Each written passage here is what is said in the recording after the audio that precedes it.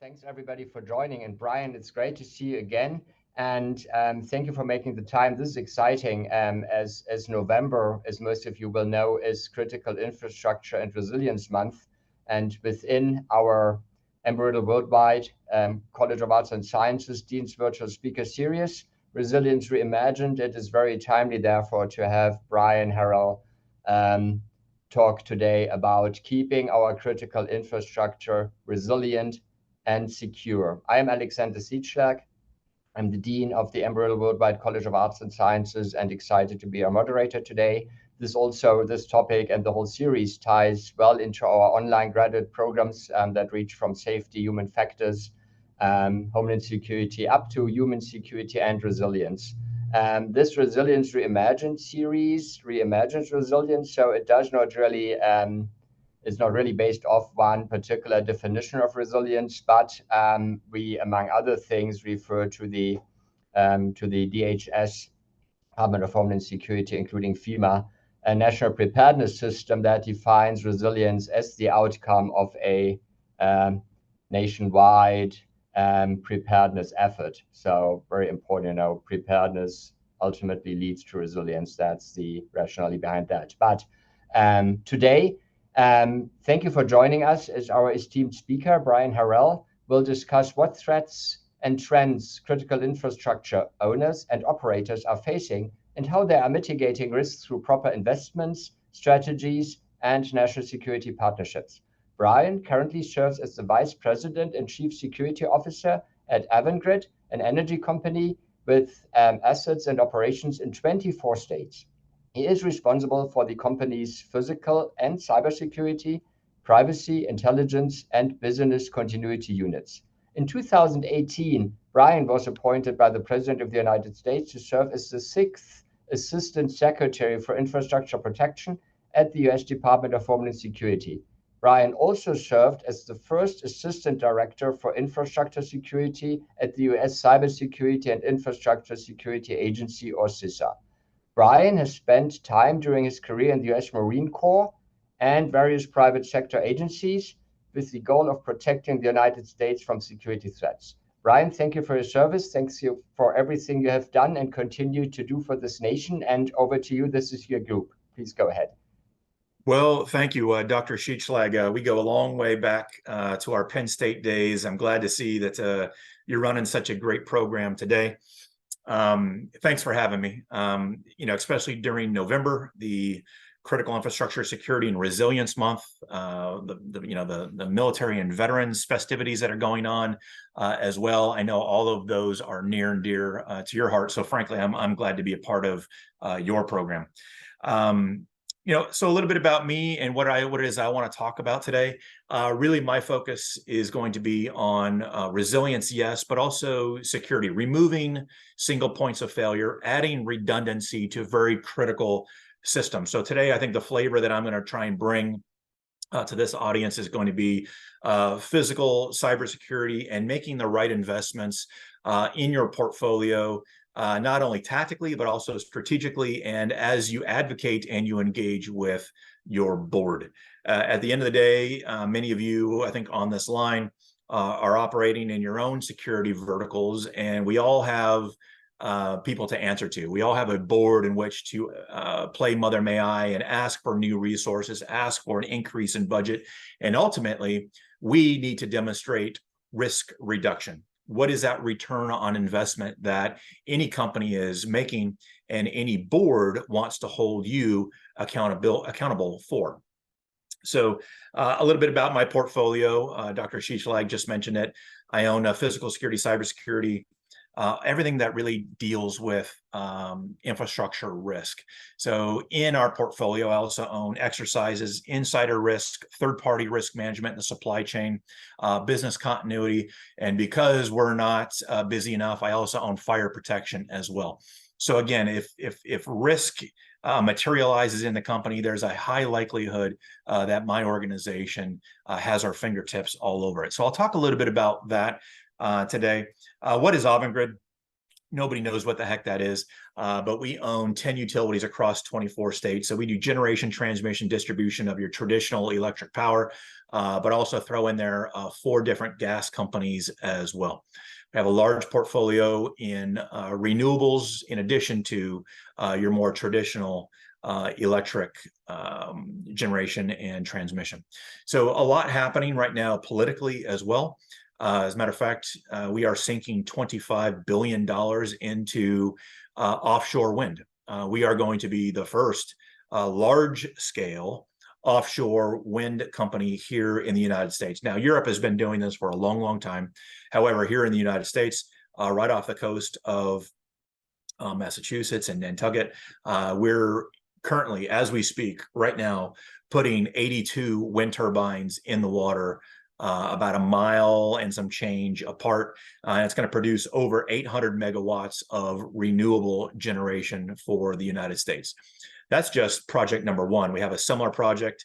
It's going to add another 82 wind turbines to the water. We have projects happening down in Kitty Hawk, North Carolina, and really everywhere there is shallow water, you're going to see projects like this pop up. Dominion, NextEra, Eversource, National Grid, they're all getting into this renewable generation space because, frankly, for the first time in a long, long time, we can actually, we, meaning the country, we, meaning the utility, can actually start to make a profit with wind generation. You go back just 5-7 years ago, where the difference between success and failure was cents. There really wasn't a investment opportunity for large utilities to go down this road. And now here we are, we're finally able to see a return on investment, which makes, makes the board happy, makes everyone's 401k happy. And ultimately it is best for reliability of the bulk power system for the United States and Canada. So I think, like many of you, we're trying to anticipate, reduce risk, and embrace this idea of convergence. So I mentioned in my portfolio, I own IT, OT, and physical security, and a bunch of other cats and dogs mixed in there. Rarely do we see a cyber-only attack or a physical-only attack. Today, that threat landscape is very blended, and so our organizations need to be tailored to that exact idea. The enemy is looking to exploit. The enemy is always looking at very critical systems. As a matter of fact, today, in the span of the next 24 hours, we will see China ping against our firewall 49,000 times. We will see Russia ping against our firewall 46,000 times. Add to that Iran, add to that North Korea, and those are the big 4. And we have a lot of interested nation-state parties that are looking for vulnerabilities, they're looking for gaps, they're looking for open ports in our critical system. So this isn't the boogeyman, this is actually happening. And so what we have done, and a big part of my conversation today, is talking about what we are doing for resilience, ensuring that, again, we're making the right investments for redundancy. We have backup systems, and I'll talk a little bit about that. If you go back into the 1980s, 80, 85, early 90s, we had a cultural movement in the critical infrastructure space known as a culture of safety.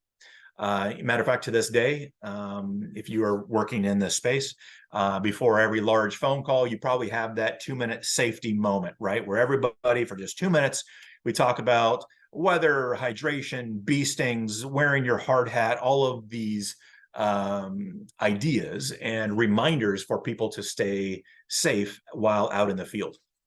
We're trying to now tap into that and also do a culture of security as well, where in addition to safety, we're talking about piggybacking, we're talking about terrorism awareness, we're talking about the fact that we need to be mindful of the cybersecurity hygiene that we use each and every day with our passwords and least privileges and things like that. And so a big part of the chief security officer's role today is to engage the concerned workforce, because they are truly the front lines. It's not necessarily the security department that is keeping everyone safe. It's everyone moving and rowing in the same direction each and every day. My staff, I have 53 proprietary staff and about 250 contract guards throughout my footprint. That is helping protect over 1,000 buildings in 24 states and about 7,000 employees. I say all of that to suggest to you that we cannot do it with security staff alone. We must embrace collective defense.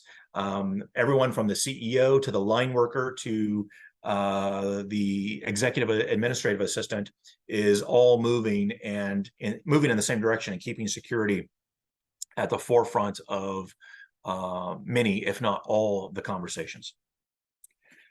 So attacks on our critical infrastructure are really designed to do a number of things. Number one is to destabilize a country's leadership, is to promote a lack of confidence in local officials, and to eliminate critical services, which ultimately equal to a drop in societal morale. And so when we think through the playbook, if you will, of any country going after critical infrastructure, we need to be mindful that we are a part of the basic fabric here of the United States. Whether we're cleaning drinking water, we're pushing electricity from point A to point B, we're allowing money to be dispensed from an ATM, we are offering very critical services that if they were to automatically, or if they were to all of a sudden disappear, it would start to decrease the morale here in the United States and ultimately pressure political positions where maybe they wouldn't otherwise have done that. I use the A word a lot, and if my staff was on the phone, they would probably roll their eyes right now because I use it a lot. But the A word is anticipate. We need to, from a security perspective, anticipate what those tactics, techniques, and procedures are that nation-state adversaries, domestic violence extremists are doing, thinking, and talking about each and every day. So when I first got to Avangrid, admittedly, we weren't doing the basic blocking and tackling. We had no exercise program. We weren't doing red teaming. We had no insider threat program. We really didn't fully understand from a data exfiltration what data was leaving our proprietary IT system and going to somebody's Gmail, one of our competitors, or possibly an adversary overseas. And so today, I think we've made a lot of those right investments to really focus on what is being seen at the firewall, what is being seen at our perimeter fence, but also what is going out of our organization as well. I'm absolutely convinced that the next major attack on critical infrastructure doesn't necessarily happen from outside the firewall or even outside the perimeter fence. It happens from within. People who understand what those crown jewels are. They have keys to the kingdom. They have administrative rights to manipulate whatever data set they want. And they have the ability to really bring us to our knees from inside the organization. And so having a full-scale insider threat program where people are monitoring all of our employees in real time is frankly worth its weight in gold. So in this vein of anticipation, though, yes, we need to anticipate, but while we need to always respond to the monster of the moment, we also need to be asking ourselves, well, what is emerging? Is it DVEs targeting our infrastructure? Is it drones flying above our infrastructure, spoofing our Wi-Fi? Is it fires started by faulty equipment and a bad supply chain? I will tell you that once every 10 days or so, we have about $1 million wind turbine that starts to go up in smoke. And if you've ever seen a wind turbine start a fire, especially at nighttime, it looks like a gigantic matchstick going up in flames. Now, from a reliability perspective and a resilience perspective, not that big of a deal. But from a reputation and brand management perspective, it is a big deal because each and every one somehow makes it onto the nightly news. And so we need to be mindful of our third-party supply chain, and I'm going to get to that here shortly. But as we think about these emerging threats as well, is it also nation-state competitors, nation-state attackers, or even your competitors, that as you start these conversations for merger and acquisition, all of a sudden you become a target for them to make maybe your portfolio not look as attractive. Maybe they do some sort of a DDoS or some sort of a ransomware attack to make investors not want to invest in you. And so I've told all of my merger and acquisition folks, the moment we start having these conversations, you need to tell me. And typically these conversations are done in secret. Nobody wants to let the cat out of the bag.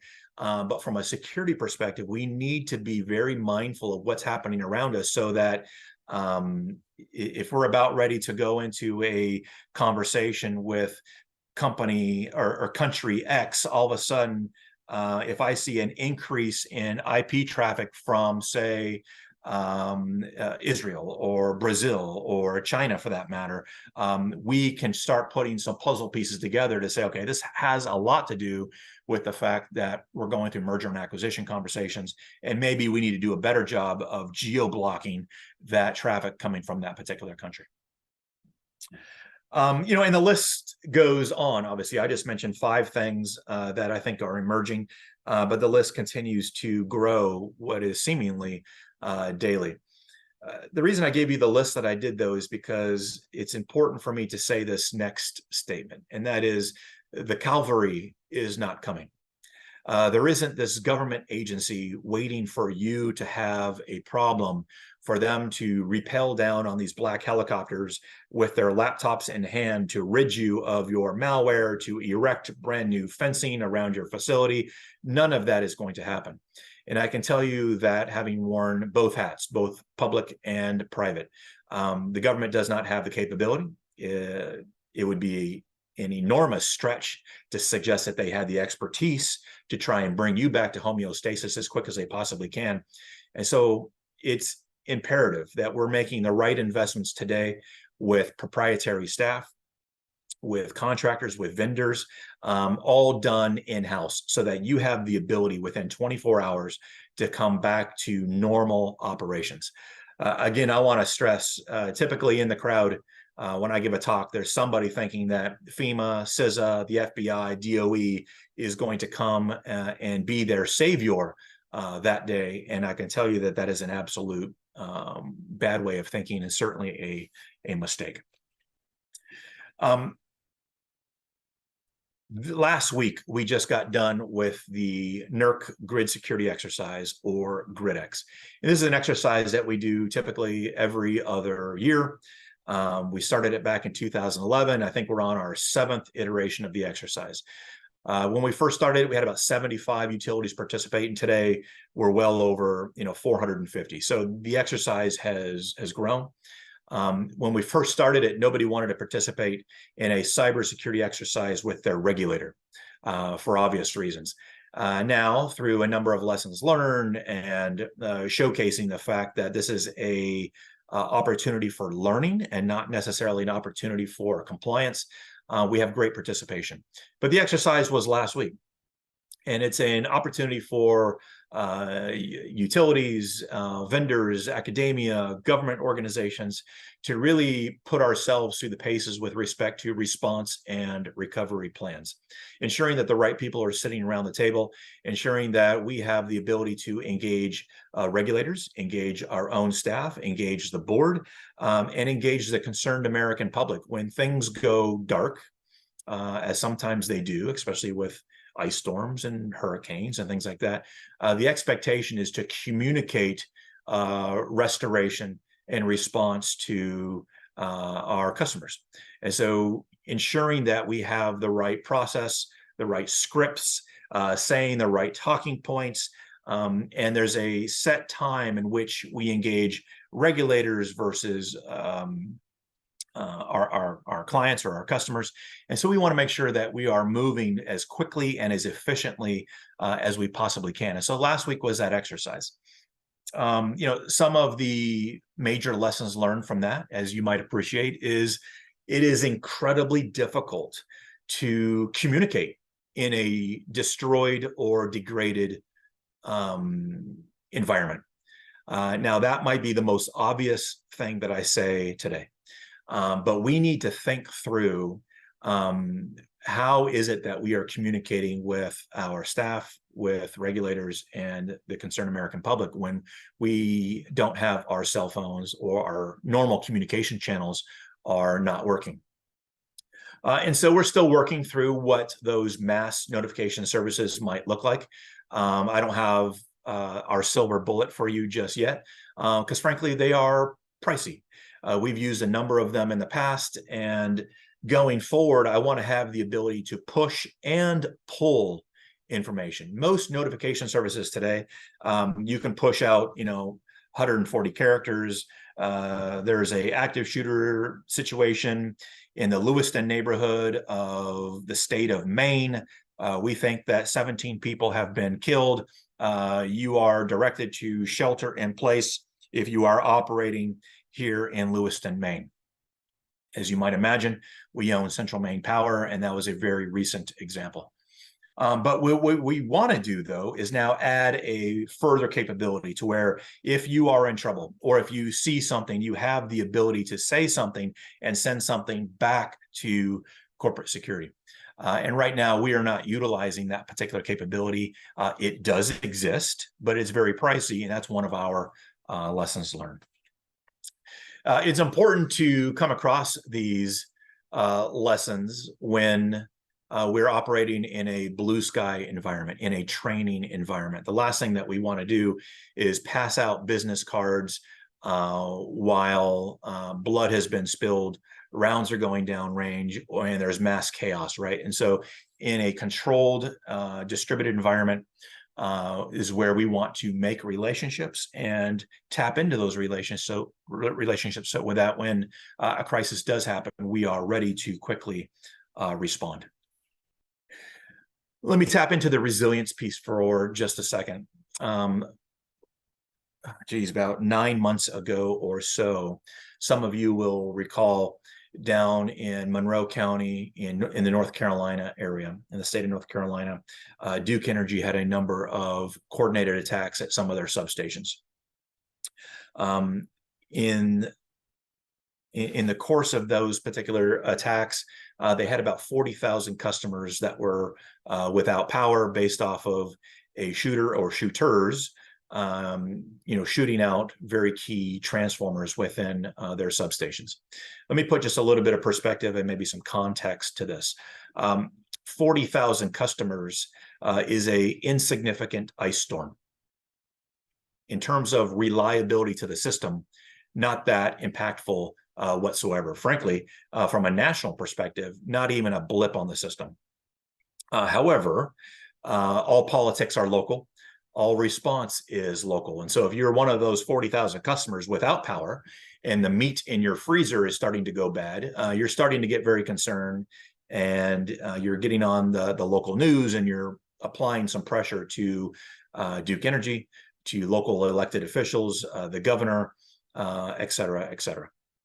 And so as you can imagine, Duke Energy's name, which by the way is a outstanding company with a outstanding cyber and physical security program. They have made a number of really good investments over the last 10 years. Their resilience to hurricanes and storms is truly second to none. But some of our critical infrastructure wasn't made with the protections in mind from somebody taking a high ground shooting position and shooting out $15 million worth of damage in transformers. A lot of these transformers are single points of failure. A lot of the, most transformers that you see today, each one is about $2 million a piece.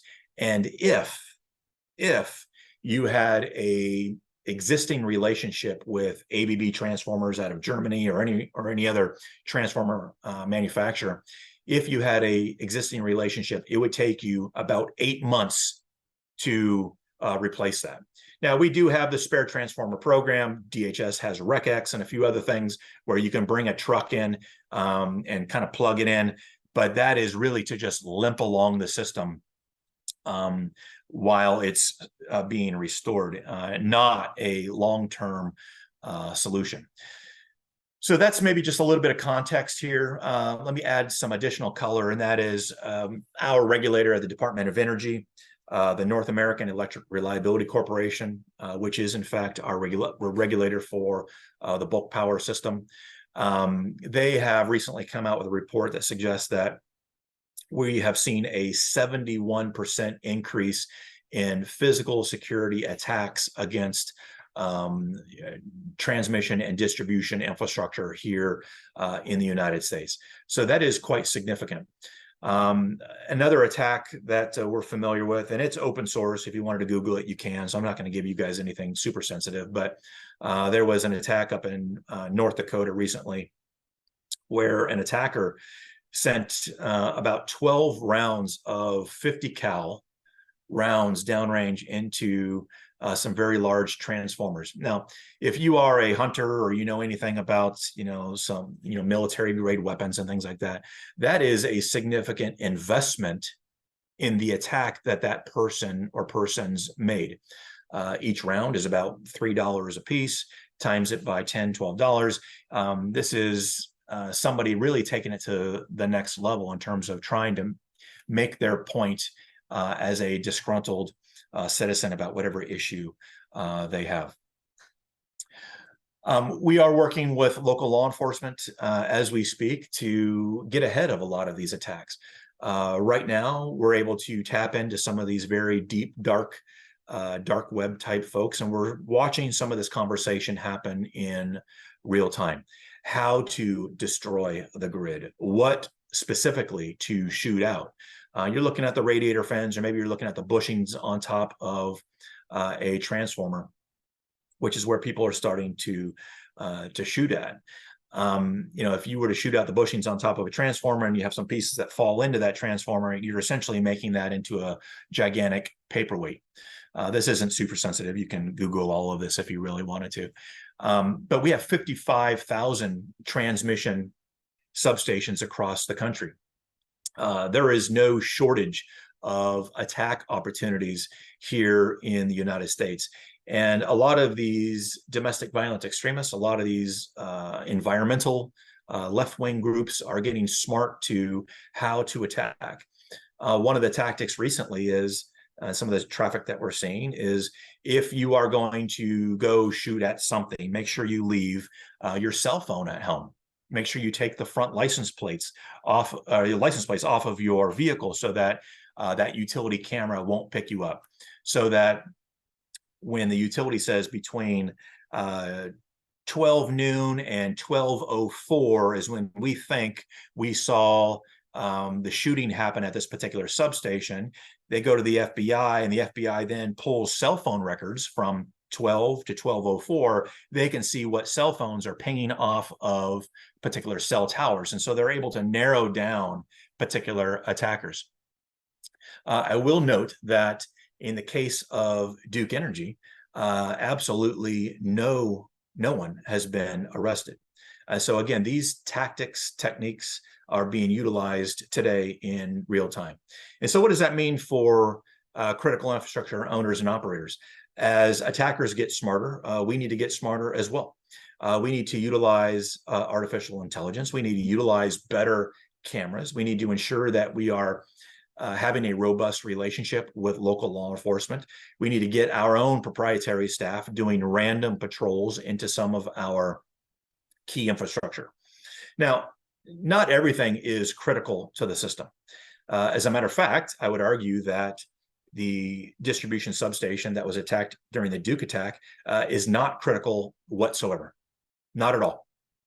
However, because of politics and because of pressure and because of brand and because of reputation, Duke has asked for $465 million in their upcoming rate case. And what is a rate case? A rate case is basically investments that are passed on to the local customer.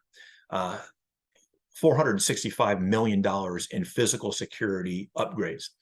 And so, this is a real problem that just doesn't impact the utility, doesn't just impact the utility's board or their stock price. It impacts everyone that has been impacted by that particular shooting. So I mentioned a 71% increase in physical security attacks, but this is shootings, this is copper theft, this is sabotage, this is monkey wrenching. But I will tell you that right now, as we speak, we're about ready to go into hunting season. And our numbers always go up during hunting season because you always have some idiot who decides that rather than go to a range to zero in his hunting rifle, he's going to use our transformer sitting on the side of the pole because they're big, gray, and ugly. And so he or she is going to shoot at those. And so the numbers continue to always go up this time of year. Within the last 3 months, we've seen most of the shootings happen in the Carolinas, Florida, Ohio, and Washington State, but truly all over the place. I mentioned the North Dakota attack. Everywhere there's a utility operating with substations and generation facilities and lines that are above ground, or solar plants that are taking up a large area of real estate, or wind turbines on the side of the hill because nobody likes wind turbines because they're ugly. However, everyone, when there's that first ice storm, certainly enjoys the reliability of a good system, right? Everyone wants to plug in their iPhone at the end of the day. But there always seems to be an issue with the not in my backyard folks who don't necessarily want to have new infrastructure built to where they can see it. So what is industry doing about it? I talked a little bit earlier about the intelligence program and kind of what we're seeing on some of the dark web portals and chat rooms and forums. I would put our intelligence program up against any intelligence program in the country. We have the great relationships with all of our ISACs, our fusion centers, DOE, FBI, NERC, FERC, CISA, DHS, you name it. It's truly building those relationships now, though, before a crisis happens, that is truly worth its weight in gold. And so right now, I have the ability to get badged in to certain DHS and DOE facilities to where we have a butt in seat. And so when things are happening in real time, our federal partners are able to look to us and say, look, number one, is this that big of a deal? Number two, how long is it going to take to restore the system? And from a reputation and brand impact, how do we minimize, how do we mitigate, and how do we prevent this from happening again? So great public-private partnership happening in real time with our federal partners. If you were to go back before 9/11, that interaction, that dialogue going back and forth really wasn't taking place at all. Even post 9/11 amongst utilities, utilities viewed the information that they had in currency. I know something you don't know, so it makes me more powerful. And so a lot of those walls, I think, have been ripped down over the last number of years where we have tried to embrace collective defense. What impacts me impacts you. What impacts you impacts the government. And so we are all trying to, again, move in the same direction.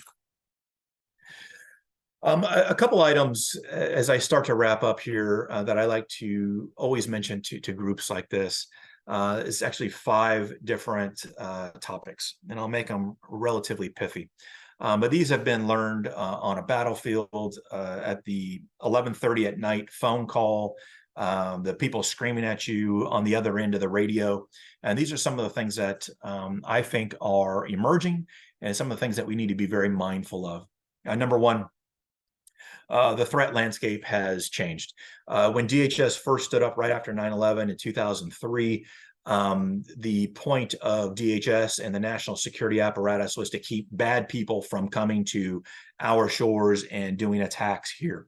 That has changed dramatically in that a lot of the attackers or potential attackers are already here. They're already talking about destroying water systems. They're already talking about destroying large critical infrastructure, including substations and pipelines and generation facilities, et cetera. And so now the enemy truly is anywhere there is a internet connection. Extremists are living right down the street from you. They're looking for soft targets. They're looking for crowded places. And again, nation-state adversaries are looking for weak points in your systems. I think I always like to mention just a quick little story and tie this idea of anticipation and emerging threats into how the landscape has changed. Years ago, my sons were 8 and 10 years old, respectively, and we went to Toys R Us when there still was a Toys R Us.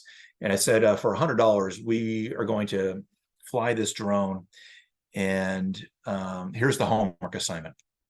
I want you to go up to about 25 feet and drop this 6-inch piece of PVC pipe down onto the ground. And that's the assignment. And so, a couple of weeks goes by, we go to Toys R Us, about $104. They come back in, run into the room, and they say, Dad, come take a look. And sure enough, they come up to about 35 feet. And with this very crude Bluetooth contraption and this claw, they drop this 6-inch piece of PVC pipe. And they're high-fiving because they just came through for Dad. They accomplished the homework assignment. And I'm thinking, my goodness, 8, 10 years old, $104, and they just dropped a pipe bomb filled with rocks, nails, glass, screws, a little bit of C4 into a water facility, into a NASCAR track, into one of our generation facilities, and have caused significant damage. You have the damage that's caused by the explosion, and then in the case of maybe a soft target, crowded place, everyone trampling themselves trying to get out. And so I tell this story really as a challenge for you all, and that is to think big, try to anticipate what the enemy is going to do next. And in the case of drones and counter UAS, this issue is already here. As Amazon sinks billions into drone technology, as Chipotle really wants to deliver you your burrito to your front door, these issues are here. And so we need to have the mitigations in place and the intelligence in place right now to know what is flying above our infrastructure, just as a drone example. Number two, and that is understanding your gaps. It's on the folds, it's on the margins, it's where you're not looking is where the enemy is looking to exploit. And the way I typically highlight number 2 here is by asking you the question. It's rhetorical. And that is, are you prepared to be overwhelmed? Are you prepared to be overwhelmed when a crisis is unfolding, blood has been spilled on the ground, information is either non-existent or inaccurate, and everyone is screaming on the radio at the exact same time? Are you prepared to be overwhelmed? And if the answer is no, today is a great day to do a tabletop exercise, a full-scale exercise, include law enforcement partners, federal partners, the people that you tie in to your left and to your right, infrastructure that depends on you because you're critical to them and you're an interdependency to them. Make sure you have all the right people at the table. Things are crystal clear in the rear view mirror. And so we need to make sure that we are, again, anticipating what is going to come ahead of us. Now, we can't defend everything. I've talked a little bit about how Duke and some of the energy folks out there are making the investments and thinking about how to protect infrastructure. But look, my budget is not unlimited. If I were to say, look, I need $10 more million this year to accomplish the mission, I would be laughed out of the boardroom. It's just not realistic. There always needs to be a return on investment, and all budget increases are always incremental. They just are. And so, but what we do need to know, to note and to understand is what is critical. And we do this through threat and vulnerability assessments, and we understand or try to understand what are those crown jewels. And, we try to protect diamonds like diamonds and pencils like pencils. Not everything is going to be protected to the nth degree. There will always be risk on the table, and don't let anyone ever suggest to you otherwise. There's no way that we can do risk elimination. We try to reduce risk as much as we possibly can. And there are some risks that we will always accept. And so just recognize that these are the conversations that need to happen at the board as you start talking through your investment strategies. Number three, convergence is here to stay. I kind of started this conversation with the idea that cybersecurity, physical security, intelligence, business continuity, it is a blended threat landscape. And so what we can't do is have an organization where cybersecurity reports to the CIO way over here, physical security reports to the chief administrative officer way over here, and then they're not talking. They're not talking. And so what I have done within my organization, and I stole this is not my grand or wonderful idea. I stole it from my time at DHS. And that is every morning we have what's called the DUB, or the daily update brief. And sometimes it lasts 5 minutes and sometimes it lasts 25 minutes. But I have IT, OT, physical, insider threat, fire protection, compliance, intelligence, you name it, on that call, talking about what just happened in the last 24 hours and what do we anticipate in the next 24 hours. And what I have tried to do by doing this is remove from everyone's dialogue, or at least their lexicon, this idea of, well, I didn't know that was happening. No, now everyone knows what is happening around them. And so everyone is operating, hopefully, with 100% transparency. And so, this is just one example of trying to embrace convergence. But when we have cameras, CCTV cameras that are IP based, when we have badging systems that are internet facing, we need to understand that that landscape today is very, very blended. And so we need to knock down some of these very legacy and traditional silos that we've had over the last number of years.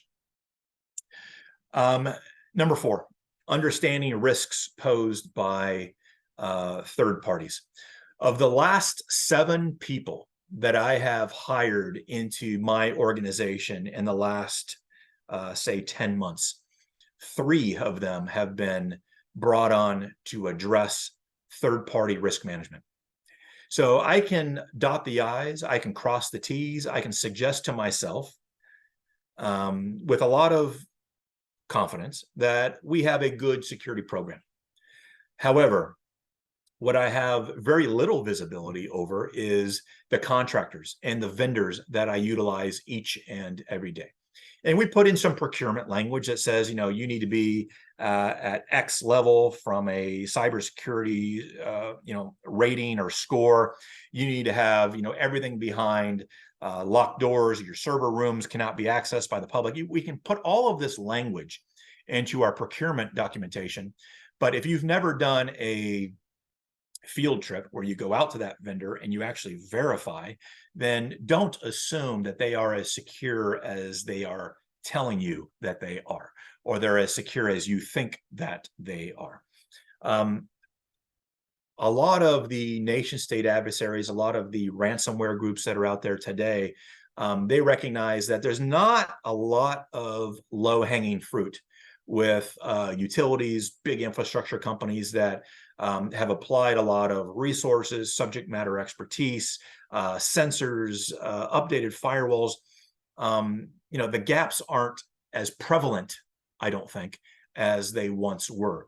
However, this is a big however, underline it, and that is vendors, third parties, who are there to try and make money. Their focus is a little bit different than maybe yours. They are not as secure as you. And so if that adversary can go through that third party in order to get to you, because maybe that third party has remote access, maybe that third party has a lot of your PII or very sensitive customer, client, credit card information, they can work through that third party to steal data from you, which makes you just as vulnerable as if you were attacked directly. Our procurement assessments that we're doing now, every time we go into business with anyone, we are doing our own assessment in terms of, adding the proper procurement language. Are they as secure as we think they are? From a cybersecurity best practices, are they adhering to NIST? Do they have a security scorecard score that is sufficient? et cetera, et cetera. And this is incredibly time consuming. These assessments that we now do regularly are up for us over 400% year after year. And so this is incredibly laborious and time consuming from a staff perspective. And so I say all of this, a bit long-winded at this point, but I say all of this to suggest that this is a major investment area for corporate security. If you are thinking, well, we just do gates, guns, and guards, that is a very antiquated way of thinking. This is the future of corporate security, and that is keeping our supply chain secure. Number 5, another obvious statement, yet we continue to struggle with this, and that is number 5, information sharing is crucial. Right after this, there'll be a new article online that you can read about how important information sharing is, a pretty obvious statement. However, we continue to struggle with it. We don't necessarily want to play open kimono with our regulators or with law enforcement agencies or to other critical infrastructure companies. However, it's important for us to utilize our fusion centers and our ISACs, who, in my estimation, what they should be doing is putting puzzle pieces together. If I'm struggling with an issue, I'm hoping that maybe they've seen a similar issue from a different company out in Southern California, and they're putting these puzzle pieces together, and they're putting mitigation strategies together that can help the larger industry. So information sharing is absolutely needed. We need to move away from this idea of, I don't want to share information because of compliance risk, but instead focus on collective defense. We're all in this together. And if I have information that can help you, I want to make sure we're sharing it in real time. Dr. Siedschlag, I think that kind of brings me to the end of my presentation. Hopefully that gave maybe an 85,000-foot view of what it is that we are doing for resilience investments, trying to remove single points of failure, adding some redundancy to our system, because we know that attacks are going to happen. And so we want to make sure that we have spare transformers. We have additional substations where we can reroute power. And probably most importantly, is not operating your security program in a silo. All of this needs to be pushed up the chain of command, all the way up to the board, so that they have better visibility of what it is that you're doing, and so that they can better support you with subject matter expertise and budget for the following year. Brian, thank you so much. That has been insightful as always, and also thank you for being candid and frank. This is much appreciated. Would you have a few moments to take some questions from the audience? Of course, absolutely. Perfect. It would be best to, I think, at this point, leave them in the chat, but you can also take the mic, but maybe can, if you would like to drop them in the chat, that would be great. And I have 2 things in the chat that maybe I can ask you to follow up on. So one is from J.R. Henneman, who is a faculty colleague here at our Worldwide College of Arts and Sciences of Embry-Riddle. What is the regulator in terms of his cybersecurity exercise? Because when you were talking about exercises, you mentioned regulators. So JR would like to know, what is the regulator in terms of exercise? Well, in context, when I made the comment, the regulator was the North American Electric Reliability Corporation, or NERC, which has regulatory authority given to them by FERC, the Federal Energy Regulatory Commission. But let me add to that answer, because that's what it is at point in time. Now, as we move forward, there is a number of cybersecurity regulators out there. Most notably, we're going to use the R word just a little bit loose here, but the Security and Exchanges Commission, SEC. There is now, as of December 17th, there are expectations that if you are breached, or if a third party is breached, that there are some reporting requirements that are expected to the Security and Exchanges Commission, SEC, within 48 hours. Now, this is currently being challenged right now as we speak in the House of Representatives. They want to try and defund this entire passed bill that has already been signed by the President of the United States, but you can tell that it's very in flux today as we speak. The DHS, CISA, the Cybersecurity and Infrastructure Security Agency, while they don't claim to be a regulator, that's not entirely true. Right now, within the Chemical Facility Anti-Terrorism Standards, or CFATS, which is currently defunded, by the way, but they are trying to fund it again. Risk-based performance standard number 9 is focused on cybersecurity, and it has minimum thresholds for chemical companies to adhere to. So I think this idea of cybersecurity regulation continues to grow now and into the future. Thank you so much. And then another question or an observation, maybe you can comment on that, from Kat Moran, who is also a faculty member here. And JR says thank you. So perfect. So Kat, Kat's statement: from a critical infrastructure perspective, we also are seeing attacks on pipelines, predominantly cyber attacks, but also physical attacks. So the convergent, modes of attacks, if you could comment on that. Yeah, so most notably, the big attack that happened within the last number of years is Colonial, obviously. And so Colonial was a attack.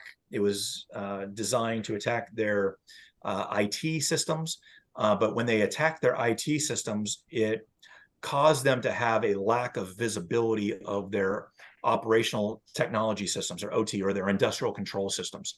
And so that's why they shut down the flow of petroleum and other fluids, up and down the East Coast to airports, et cetera. It's not because their system was attacked and the spigots kind of ran dry. It was none of that. It's because they had a lack of visibility. And so because of safety concerns, they shut everything off until they came back to full visibility. But to your point, yes, a lot of cyber intrusions in the pipeline sector, as well as physical as well. Years ago, at a different utility that I worked at, we had a major pipeline initiative rather, that went from the hills of West Virginia all the way down to South Carolina. And it seemed at least weekly we were seeing these small intrusions, attacks, IEDs, booby traps, et cetera, on some of this large pipeline infrastructure. So physical security attacks, I think, are a little bit more prevalent. They're operationally a little bit more impactful, but you're 100% right. It's happening in both verticals. Thanks, Brian. Anything else? Any other questions? Also, if you don't want to type, feel free to take the mic and ask your question verbally. Anything else? Well, Dr. Siedschlag, hopefully that was timely. We're seeing a lot of this happening, frankly, each and every day. One thing I would ask all of your students to really pay attention to, and that is what is happening overseas. Pay attention to the tactics, especially with drones. Pay attention to the attack tactics when, in the case of, say, Russia, Ukraine, if Russia is going to soften a target and go over the border and into Ukraine, what are those tactics that are being utilized beforehand? And frankly, it's to dismantle, degrade, or destroy key water systems or key transmission and generation infrastructure, so that again, people don't have electricity in which to live and operate, and it plummets people's morale in that particular country. This is a part of the playbook. And so again, when you flip on CNN, recognize that what happens over there could certainly happen here as well. Thank you. It's very, very important, this the global threat environment awareness in order to increase preparedness. So that was so insightful. Thank you very so much once again for your time. Great to see you. Happy Thanksgiving to all of you. If you are traveling, be safe. Enjoy some good time with those whom you care about and care for. Happy Thanksgiving. Good to see you. Thank you. Then that concludes our session today. Thank you. Bye-bye. Take care.